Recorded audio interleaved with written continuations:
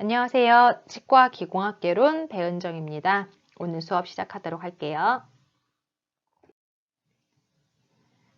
오늘은 제2부 구강계 기관 중에서 제3장 치주 질환에 대해서 배워보도록 하겠습니다. 치주 조직이 무엇이냐? 바로 치아랑 그 주위에 있는 조직을 우리가 치주 조직이다 라고 얘기를 하고 있습니다. 우선 그림에서 치아의 형태를 한번 보도록 할게요. 크게 치아는 치아의 머리 부분과 치아의 뿌리 부분으로 나뉩니다. 치아의 머리 부분은요, 치관이라고 명칭을 하고요. 치아의 뿌리 부분은 치근이라는 명칭을 사용을 합니다. 치아의 머리 부분에 있어서 가장 대표적인 기관으로는 범낭질이 있겠죠. 즉, 치아의 가장 단단한 부분에 해당이 됩니다. 이 범낭질 안쪽으로는요, 치아의 가장 많은 구성 성분으로 이루어져 있는 상아질이 존재를 하고 있고요. 그다음에 이 상아질 안에는 혈관과 신경 등이 통로가 있는 치수강이 존재를 하게 됩니다. 이러한 신경과 혈관들이 쭉 따라서 치아의 뿌리 쪽을 통해서 턱뼈와 연결이 되게 되겠는데요. 이런 것들을 아래쪽에 보시면은 치조골이 감싸고 있는 거를 보실 수가 있으세요. 그래서 이런 치아랑 그 주위 조직에 대한 기능적인 부분을 좀 보시면은요. 각각에 대한 설명이 써져 있죠. 그래서 범낭질 같은 경우에는 인체에서 가장 단단하다라고 되어 있고, 상아질은 치아의 대부분을 이루는 물질이다라고 설명이 되어 있습니다. 그리고 이런 쭉 봤을 때 치주인대와 치조골 이런 것들도 있는데요. 요것들에 대해서 조금 더 상세한 설명 요 다음 페이지에서 진행하도록 할게요. 치아와 그 주위 조직에는 다양한 요소들이 있는데요. 대표적인 것들에 대해서 좀 설명을 하도록 할게요. 우선은 치주 조직, 치아를 둘러싸고 있는 네 가지의 조직을 말하고요. 치아를 물리적으로 지지하면서 움직임을 감지하고 치아에 필요한 혈류 등을 공급하는 역할을 하는 것이 바로 이 치주 조직에 해당이 됩니다. 이 치주 조직 네 가지 종류에는 무엇이 있느냐? 첫 번째로 치은, 그다음에 백악질, 치주인대, 치조골 이렇게 네 가지로 우리가 구분을 하고 있습니다. 오른쪽 사진을 보면은요, 각각의 위치가 나와 있죠. 치은이라고 하는 거는요, 우리 치아를 감싸고 있는 잇몸이다라고 보시면 돼요. 그러니까 잇몸을 우리가 전문적인 의학용어로 치은이다라고 얘기를 한다라는 거죠. 그다음에 치아의 아래쪽 부분에 해당하는 백악질, 그다음에 치주인대, 치조골, 치아를 둘러싸고 치아를 지지해주는 요 뼈에 해당이 되겠죠. 이런 것들이 있는데 각각의 기능과 한번 역할에 대해서 상세하게 한번 보도록 할게요. 먼저 백악질입니다. 상아질 중에서 치아의 뿌리 부분에 해당하는 아래쪽을 덮고 있는 조직이다라고 앞에서 그림에서도 여러분들이 보셨죠. 이 백악질 같은 경우에는요, 상아질을 보호하고 치아 바깥에 치아를 지지해주는 이 뼈인 치조골을 연결해주는 치주인대 일부분이 붙어 있습니다. 그러면 치주인대를 한번 보도록 할게요. 치주인대라고 하는 것은 치아랑 치조골, 즉 잇몸뼈 사이의 공간을 채우는 연조직, 즉 연조직이라고 하는 거는 약간 말랑말랑한 조직이다라고 말씀드렸죠. 그래서 즉 치아랑 치조골을 연결하는 부위다라고 보시면 될 것 같아요. 우리 인대에 늘어났다라는 표현도 있는 것처럼 뼈랑 뼈 사이를 매끄럽게 연결해주는 인대가 존재하잖아요. 치아족도 마찬가지로 치아와 그다음에 이런 뼈, 치조골을 연결해주는 부분에서 치주인대가 존재한다라는 것이죠. 음식물을 씹게 되면은요, 치아에 어느 정도 하중이 가해져요. 당연히 하중이 가해지겠죠.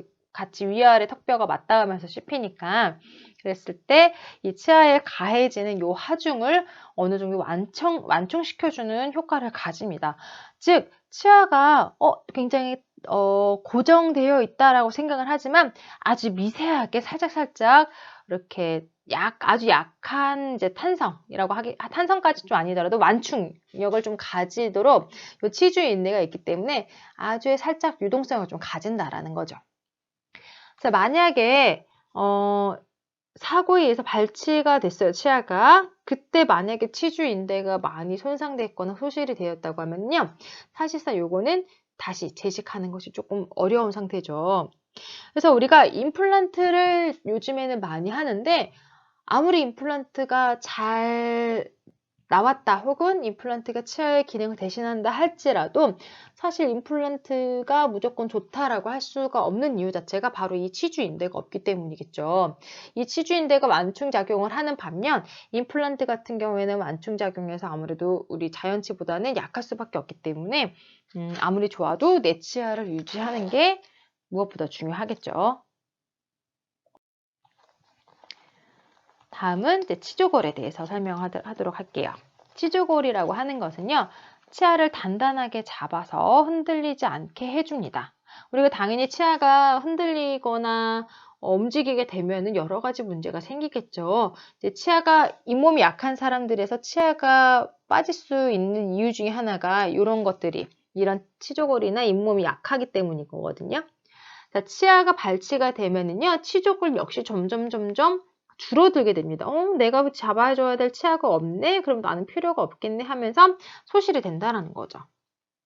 그리고 치태나 치주 질환의 이완이 되게 되면요. 아무래도 그 속에 있는 세균에 의해서도 치조골이 조금 줄어드는 이런 현상이 나타나게 됩니다. 그리고 이렇게 줄어들거나 없어진 치조골은요. 다시 재생이 되지 않아요. 그래서 만약에 내가 임플란트를 해야 되는데 치조골이 없다라고 하면은 이렇게 이제 인공적인 이런 재료를 사용해서 좀 채워 넣어주는 그런 경우도 존재를 한다는 거죠. 그리고 상대적으로 하악의 치조골이 상악보다는 조금 더 단단합니다. 다음으로는 치은에 대해서 설명하도록 할게요. 건강한 치은은 연분홍색을 띠고요. 우리가 보면은 굉장히 매끄러울 것이다 라고 생각을 하는데 자세히 들여다보면은요. 이렇게 귤 껍질처럼 울퉁불퉁한 점물이 존재를 해요. 그래서 지금 사진에 보이시는 것처럼 약간 잇몸이 활tek하지 않았나 라고 생각하실 수도 있는데요. 사실 자세히 들여보면 이렇게 좀 울퉁불퉁한 존재로 되어 있습니다. 이 치은은요, 치조골 표면에 단단하게 붙어 있고요. 염증이 생겼을 경우에는 빨갛게 부어오르는 현상이 나타나겠죠. 치은과 치아 사이에는요, 1mm에서 2mm 정도의 공간이 치은 열구가 존재해요. 자, 우리 만약에 오늘 점심에 아주 맛있는 고춧가루가 들어간 음식을 김치찌개를 먹었어요. 그러면 김치찌개 먹었을 때 그 고춧가루가 잘 끼는 부위가 어딘지 혹시 기억나시나요? 바로 치아와 이 잇몸 사이에 잘 끼죠. 왜 잘 끼냐? 거기에 약간의 공간, 틈새가 존재를 하기 때문이에요. 왜냐? 이 치아를 감싸고 있는 치은 자체가 치아에 딱 붙어 있는 게 아니라 살짝 둥글게 말아져 있는 형태로 붙어 있기 때문에 그게 공간이 좀 생긴다라는 거죠. 그래서 그 사이에 이런 뭐 고춧가루든지 얇은 이런 음식물들이 잘 끼게 됩니다. 그래서 그렇기 때문에 요 사이에 있는 음식물을 잘 제거해주지 않으면 당연히 나중에 뭐 치은염, 치주염, 치주질환 이런 식으로 문제가 생겨서 문제가 좀 심해진다라고 하면은 치아가 탈락되는, 치아가 빠지는 이런 현상도 나타날 수가 있다라는 거죠. 그렇다면 정상치은이라는 건 무엇이냐? 이 정상치은에서는요, 이제 치아에 필요한 혈액 등을 공급을 해주고요. 색깔 자체는 산업빛 혹은 연분홍색이라고 되어 있는데 이 부분은 어느 부분이냐? 바로 우리가 부착사피 변형치은이라고 해서 치은에서도 가장 끝부분 있죠? 치아랑 가장 맞닿는 부분, 우리 고춧가루 끼는 부분, 그 부분은 약간의 너무 빨간색이 아니라 약간의 뭐 산업빛 혹은 연분홍 이런 부분 색깔을 좀 띈다라는 거죠.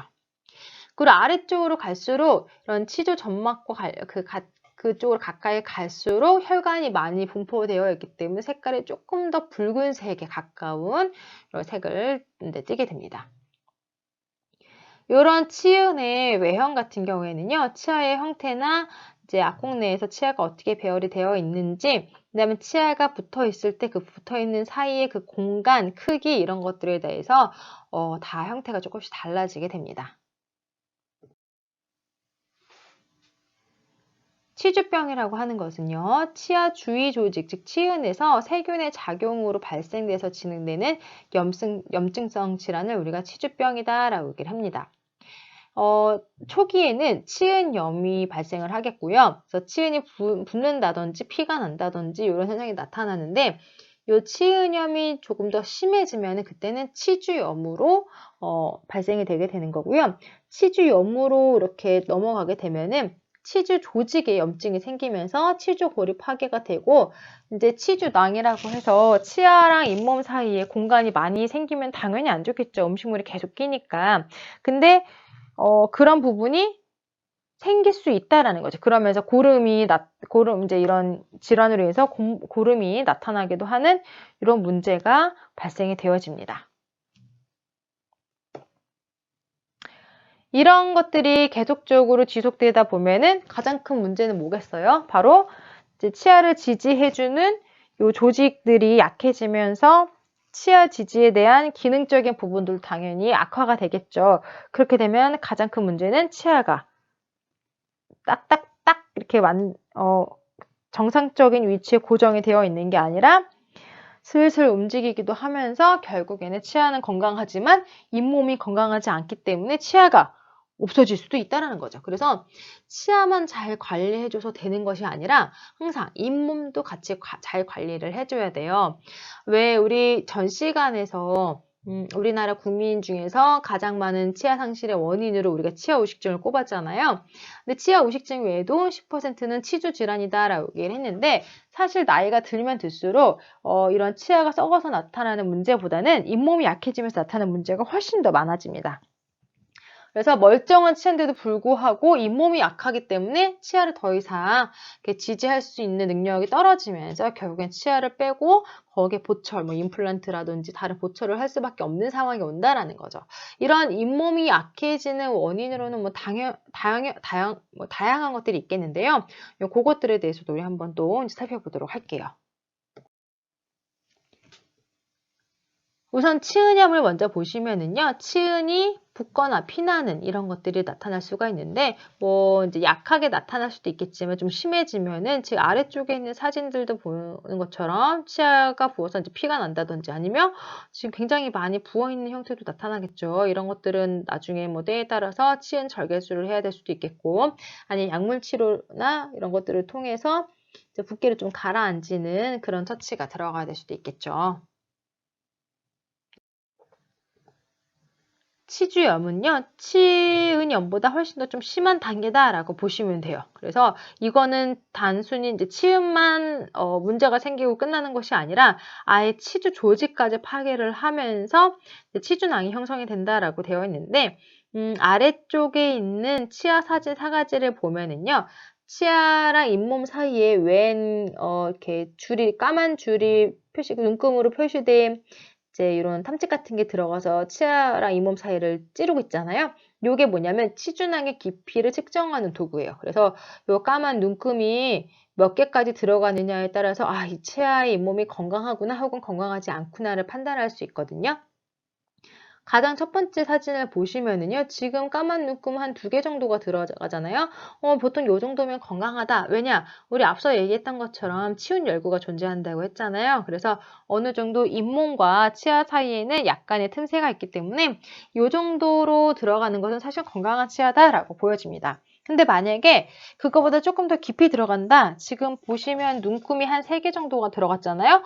요 정도면은 이런 치주염의 약간 초기 단계다라고 봐서 적절한 처치가 바로 들어가줘야 되겠죠. 근데 이 단계를 넘어서 굉장히 깊이 들어가요. 가장 오른쪽에 있는 사진을 보시면은 지금 눈금이 거의 한 4개 정도가 이렇게 들어가잖아요. 그러면서 잇몸과 치아 사이의 공간 틈새가 굉장히 크게 벌어져 있는 것을 확인하실 수가 있으세요. 이럴 경우에는 치아가 어떤 문제가 생기느냐? 치아가 오른쪽, 왼쪽으로 흔들리는 이런 문제가 생기겠죠. 근데 단순히 흔들리고만 끝나는 게 아니라 흔들리다 보면 뿌리가 약해지면서 결국에는 치아가 어떻게 되겠어요? 빠지는 그런 문제가 발생이 된다라는 거죠. 그래서 치아는 건강할지라도 항상 잇몸 관리도 잘 지켜줘야 되는 게 바로 이러한 요인들로 인해서 치아가 빠질 수 있기 때문에 그런 것들을 여러분들이 항상 잘 관리를 해주셔야 될 것 같아요.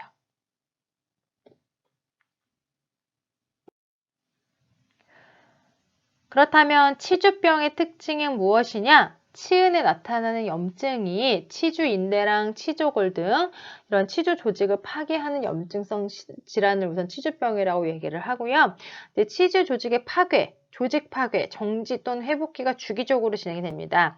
요 치은 혹은 이제 치주 조직 같은 경우에는요, 뭐 다 그런 건 아니겠지만 치아 같은 경우에는 재생 능력이 거의 없다라고 보여지잖아요. 하지만 잇몸 같은 경우에는 어느 정도의 재생 능력을 좀 갖고 있습니다. 그래서 잇몸이 좀 부었다가도 가라앉기도 하고 또 컨디션이 안 좋거나 혹은 내가 무언가 외부 자극을 줬을 때 또다시 붓거나 피가 나더라도 좀 쉬거나 혹은 약물 처치를 받으면 다시 괜찮아지는 이런 것들이 반복이 될 수가 있다라는 거죠.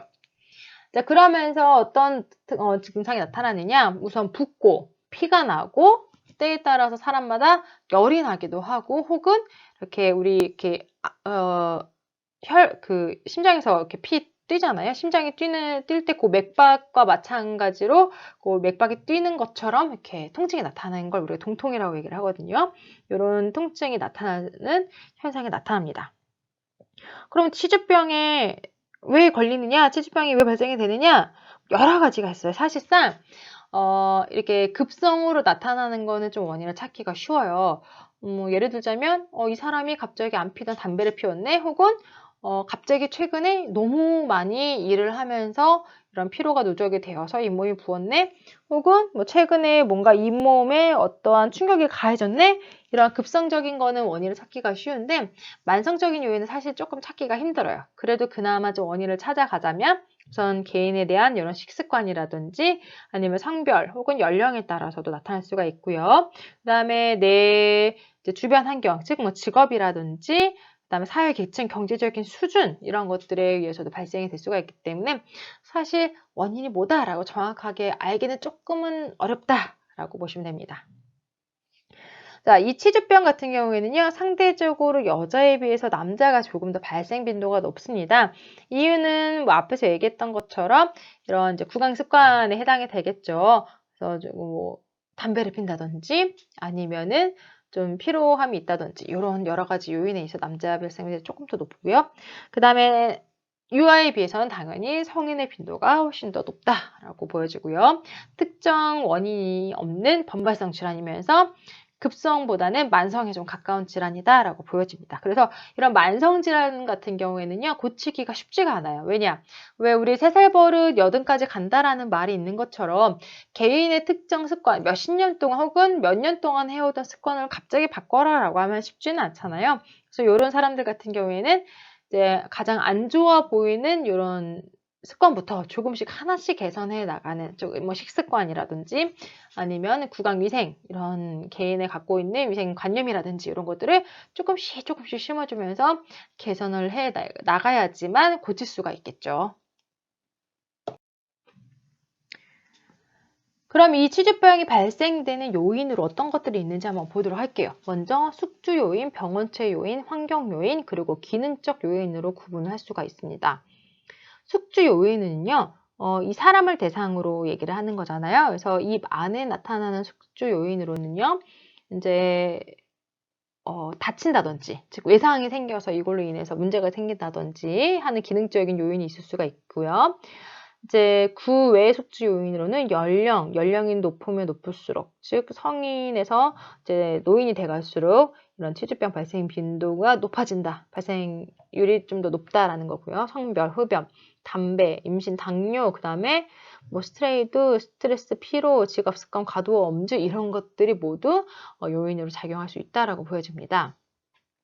병원체적인 요인으로는요, 방선, 간균 이런 것들이 적용할 수가 있겠고요.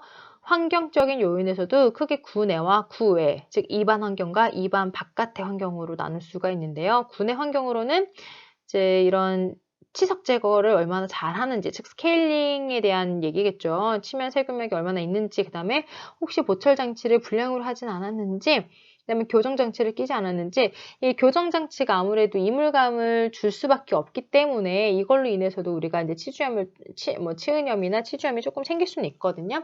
적응되면 괜찮은데 처음 이제 교정 장치를 장착했을 때는 잇몸이 좀 이제 쓸리거나 하는 이런 현상이 나타날 수도 있다라는 거죠. 그다음에 그 외 환경 요인에서는 이제 도시 위치라든지 교육이라든지 경제력 이런 여러 가지 작용할 수가 있습니다. 그다음에 기능적인 요인에서는요, 물리화학적인 자극이 있는데, 우리 밥 먹고 나면은 이제 습관적으로 이쑤시개를 사용하는 사람들이 있잖아요. 음식물 제거하기 위해서 사용하는 거기 때문에 이게 무조건 안 좋다라는 것은 아니지만, 과도하게 잇몸을 자극하는 것을 조금 지양해야 된다, 조심해서 해야 된다라는 거죠. 그러면 사진으로 한번 어떠한 증상이 나타나는지 보도록 할게요. 우선 치아의 해부학적인 원인으로 인해서 나타나는 치은염증, 그 다음에 이제 오른쪽 위쪽 사진을 보면은 생물학적 폭경을 침범하고 잘 맞지 않는 보천물의 지태가 축적됨으로 인해서 발생한 치은염증. 생물학적 폭경이 뭐냐? 이 사람이 이제 가지고 있는 구강 환경이 있을 거 아니에요. 구강 사이즈, 크기가, 내 입안 크기가 있을 텐데, 이제 그거에 비해서 잘 맞지 않는 치아 크기가 뭐 너무 크다든지 하는 걸로 인해서, 문제가 생길 수도 있다라는 것이죠. 그다음에 치주 조직이 파가되거나 아니면 교정장치 등으로 인해서 나타날 수 있는 것들, 여러 가지 요인이 있다라는 것을 이렇게 사진으로 한번 예를 들어 봤고요. 그럼 다음으로 한번 넘어가 볼게요. 그렇다면 이 치주병을 예방하는 방법으로는 어떤 것이 있을까? 우선은 숙주 요인 조절하는 것을 먼저 보도록 할게요. 자, 숙주 요인을 조절하는 방법으로는요, 우리 구강 내 스스로 건강하도록 이런 건강적인 부분을 좀 저항성을 좀 증가시켜 주는 게 좋겠죠. 그래서 뭐 예방접종을 맞는데, 뭐 사실 우리 구강 안에서는 예방접종을 맞을 수 있는 게 그렇게 많지는 않잖아요. 그래도 이제 주기적으로 이렇게 치과에서 진료를 받아보는 이런 방법, 혹은 이제 불수도포라든지 이런 것들 통해서 치아가 건강해지면서 잇몸도 같이 건강해질 수 있는 것들, 혹은 이제 잇몸 건강을 위한 영양제를 섭취를 한다든지, 그 다음에 다치지 않도록 주의하면서 부정교합이 있는 경우는 교정을 하고, 그 다음에 내가 만약에 술 마시고 담배를 핀다라고 하면은 금주하는 것도 치주병을 예방하는데 조금 작용할 수가 있을 거라고 생각이 되어집니다. 다음으로는 병원체 요인 조절 방법을 한번 볼게요. 병원체 요인 일치 구강 안에 있는 세균을 제거하는 방법, 가장 좋은 것 중에 하나가 바로 구강을 청결하게 깨끗하게 하는 거죠. 그래서 우리 입안에 있는 세균을 없애기 위한 방법은 뭐예요? 바로 뭐 입술질, 혹은 시간이 안 되면 가글이라도 해주는 습관을 들이는 게 좋겠고요. 그다음에 음식물이 잔사되는 것, 음식물이 찌꺼기가 끼는 것을 방지하기 위해서 여러분들 뭐 치실을 쓴다든지 하는 것도 좋겠고요. 혹은 이제 뭐 주기적인 이런 스케일링을 받는 것도 하나의 방법이 될 것 같습니다. 마지막으로 환경적인 요인을 보면은요, 마찬가지로 구강 환경을 잘 건강하게 유지하기 위해서는 적절한 칫솔질 혹은 치간 세정하는 게 좋겠고요. 그 다음에 적합한 보철물, 여러분들이 보철물을 만드는 사람이잖아요. 그래서 이런 보철물을 만들어 줄 때, 환자한테 제공할 때 이제 이런 형태학적인 기능, 해부학적인 기능 이런 것들을 모두 고려해서 잘 만들어줘야 되는데, 이제 개중에 이런 게 잘 안 되는 경우가 있어요. 그런 경우에는 치주 질환의 원인으로 작용할 수가 있기 때문에 항상 여러분들도 이제 나중에 졸업하고 나서 임상에 나가게 되면은 이제 환자를 위해서 아주 기능적으로도 우수하고 형태적으로도 우수한 보철물을 만들어서 제공해 주시면 될 것 같습니다.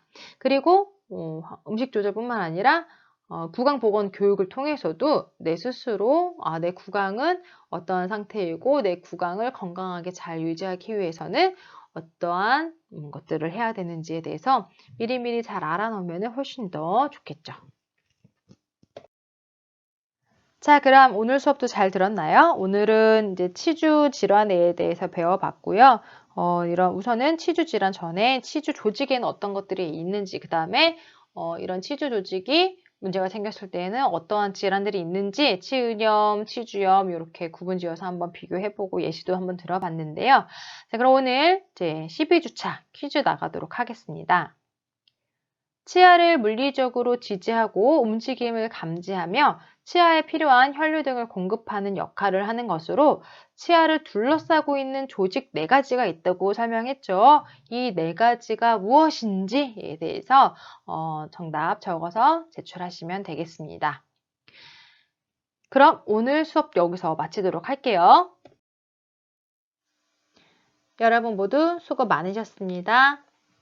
다음 시간에 또 만나도록 할게요. 감사합니다.